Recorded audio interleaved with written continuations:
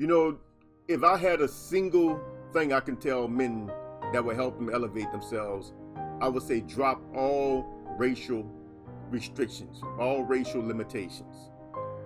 Because if you want to really grow intellectually and spiritually as a man, you're going to have to get outside of the confines of race. Like when I was coming up, I used to read a lot of black books. It was always black books, black this, black that. I've been reading a black book since the early 80s, you know what I'm saying? Just all black, black, black, black. I had a nice wall full of black books, you know what I'm saying? I could recall at a certain point in my life, I stopped reading the black books because I had stumbled upon theosophy. Now, theosophy is just what it sounds like. It's theology mixed with philosophy. Now, I want you to think about that. It's theology mixed with philosophy. And when I stumbled on theosophy, it was like it's like a light went off, you know, above my head where everything now is clear. I can see things clearer. And the first 3 videos on this channel that I did was based on Manly P. Hall's Secret Teachings of All Ages, the introduction part. And I want to continue on that path with the introduction, right? I want to read something else to you. After Manly P. Hall says that man's status in the natural world is determined, therefore, by the quality of his thinking, he goes on. He say, he whose mind is enslaved to his bestial instincts is philosophically not superior to the brute. I want you to think about this now. He said, he whose mind is enslaved to the bestial instincts is philosophically not superior to the brute. Now, what does that mean? What is the bestial instincts? Emotions. Emotions, bruh. You know, one of the things that kill me, man, is that we are all drawn to sensationalized content, right? And it doesn't matter the topic. The more sensationalized it is, the more people click it on, the more people watch it, whether it's get rich quick, some kind of spiritual fix for everything, you know, you want to tap into the universe and become rich, you know what I'm saying, or hating on people. It doesn't matter. This male-female thing going on with red pill and feminism. It's lunacy. It's lunacy. Looking at the comments of the people that's praying and wishing Jay-Z is involved in some stuff so he can go to jail. It's lunacy. You don't know the man. The man has done nothing to you. Why do you care? Looking at the amount of racism around Caitlin Clark. Come on, man. You white folks don't give a damn about women's basketball. Y'all just need some feel of racial superiority. You know what I'm saying? I mean, look what's happening right now in the movie Gladiator 2 because Denzel was casted in a role of some kind of prominent black man in the Roman Empire. The white folks are going crazy, but first of all, Rome is not, that version of Rome that they show us on TV never existed. It was never homogeneous. It was never all white. It was always many people. Come on, I mean, the racism is a problem. And when you are like that, you are not philosophically, notice Manly P. Hall said you're not philosophically superior to a brute. Because philosophy deals with the way you think, the way you process things. If you are enslaved to these kinds of instincts of hate and racism and hatred towards women, and you know, you're looking for you are some kind of elite aspirin. You want to make money so you could be the man that's on top of everybody. You know what I'm saying? You're a political entrepreneur. You just want to be part of the system so you can rule and cast judgment on people and make laws that affect people. You know, listen, when you're one of these people, then the way you process information is really no better than the caveman. You're not philosophically better than a savage. I don't care what your college degree is. I don't care what kind of education you got, Ivy League or otherwise. You are not philosophically superior to a savage.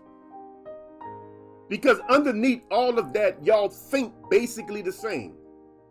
He goes on and say, he whose rational faculties ponder human affairs is a man. I want you to think about that now. In other words, when your mind can at least sit down and look at all people as human beings and have a genuine care and concern about the state of human affairs, about how we live as people, about the society, the way it is, and the effects it has on people, homelessness, poverty, food shortages, you know what I'm saying? I mean, these things should not exist. When you can at least sit back and look at this stuff without having to filter it through racism, classism, religion, anything else, when you could just look at the human condition and feel something in your heart about the human condition, you are a human being then. You are just a man. Think about that. Most of you are not even men. Oh, y'all ain't hear me. Y'all ain't hear me. Most of you are not even men. You are animals that walk on two legs. You are savages in modern times. Savages in Gucci shoes. Savages in Versace shirts.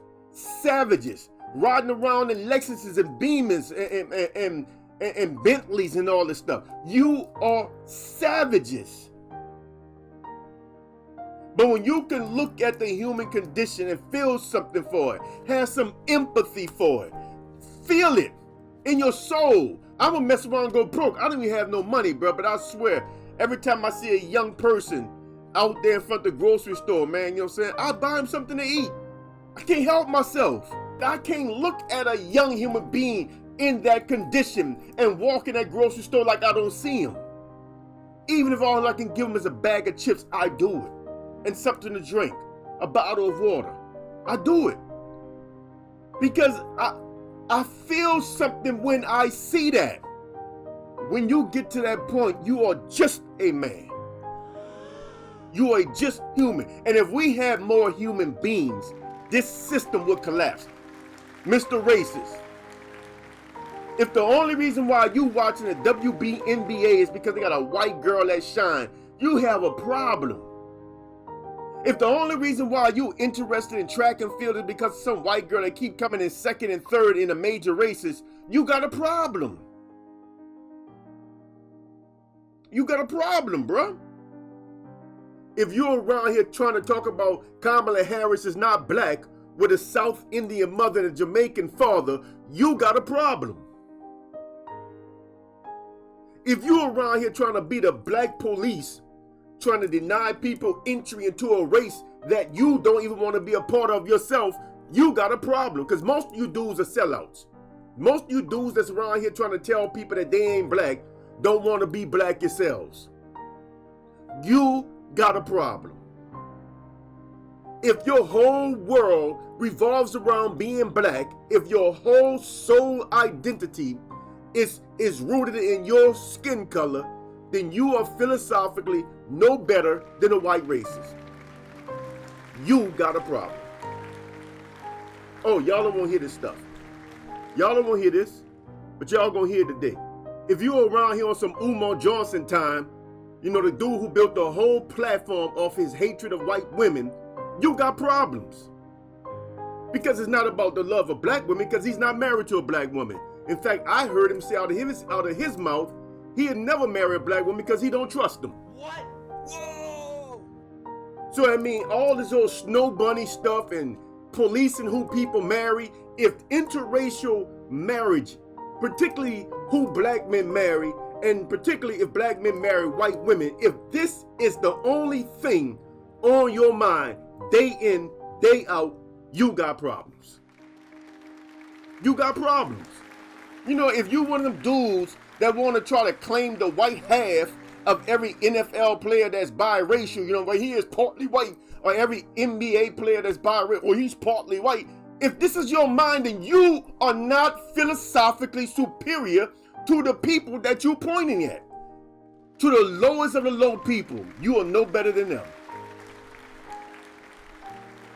Because if you look at another human being and the first thing you see is race, you have a problem. And this is where the 5% come in at. You see, the brute is the 85er. The 10% is the people that control society and they're gatekeepers. The ones that make you have sex with them just to get ahead in life, just to get a contract deal, just to get a record deal. These are the 10%ers. The Weinsteins, the Epsteins, the Sean Combs. These are the 10%ers. Your professional managerial class, your elite aspirants, your political entrepreneurs. These are all 10%ers. These are the ones that keep us in line for the controlling elite, which makes up less than 1% of the population. And it is a job of the 5% to civilize the 85er, to wake them up to the reality that they are living in the constant state of the brute, and to elevate them first to that of a man, then to that of a God. That's why I'm here. That's my purpose.